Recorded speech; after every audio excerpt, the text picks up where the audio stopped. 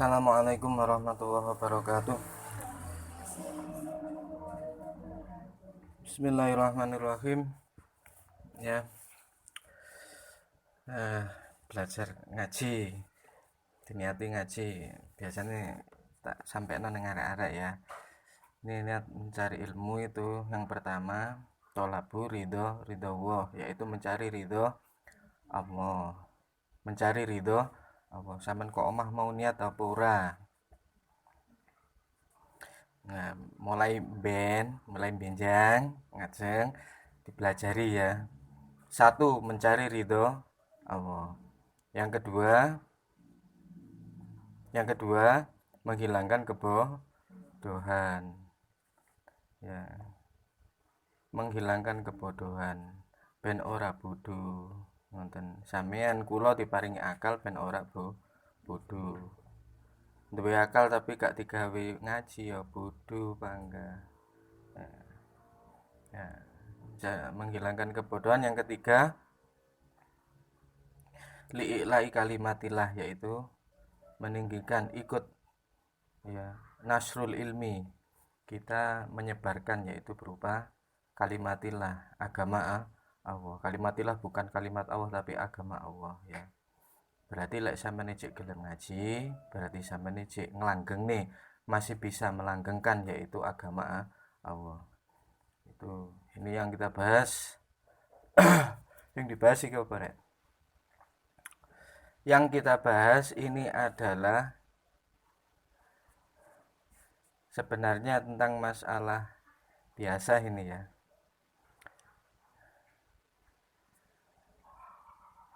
Sering kali kita lakukan tapi kita tidak tahu adabnya. Ini masalah pertama adalah wudhu. Wudhu ben paham. Bismillahirrahmanirrahim. Mayam bagi ayakuna ala wudhuin. Bahas wudhu.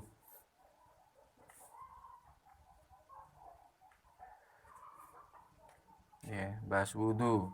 Wudhu gunane digawe sholat. Gunanya berwudhu dibuat bersolat. Yang kedua untuk tilawatil Quran atau membaca Al-Quran. Wudhu. Ini ketika kita membaca Al-Quran dengan membawa mushaf atau Al-Quran. Nek gak nggowo apalan ya ora apa-apa, gak ndek wudu ora apa-apa. Tapi lebih baiknya adalah memakai wudu atau mempunyai wudu. Ini tentang masalah wudu dalam mensiasati atau mengawali kita membaca Al-Quran. Wayang bagi ayakuna ala wuduin, berarti ketika kita membaca Al-Quran, yang pertama dibahas adalah wudu. Yang bagi itu apa artinya? Yang bagi itu sebaiknya. Sebaiknya berarti ketika tidak dilakukan apakah jelek? Tidak. Dilihat dulu permasalahannya. Ngono ya. Dilihat dulu permasalahannya. Kalau kita dalam posisi membawa mushaf, berarti harus, yang bagi maknanya kita harus memakai wudhu. Kalau kita tidak memakai Al-Quran, berarti boleh tidak memakai wudhu. Apalan ini lho. Tapi lebih baiknya kita memakai wudhu. Tidak berwudhu tidak apa-apa, memakai wudhu juga lebih baik. Itu ketika tidak memakai mushaf. Ini yang pertama ya. Enek Al-Quran sama napene moco, berarti kudu duwe wudhu. Ini ya hukumnya wajib, gak kena ditawar. Ya, karena kita akan membaca dan ada mushaf. Kalau tidak, berarti kita boleh tidak memakai wudhu, tetapi lebih baiknya memakai wudhu. Sudah, yang kita bahas tilawatil Quran ya, membaca Al-Quran. Yang pertama kita dalam keadaan punya wudhu. Wes ngono rek. Paham ya? Wes. Yang kedua wa'ala hayatil adab. Wa'ala hayatil adab.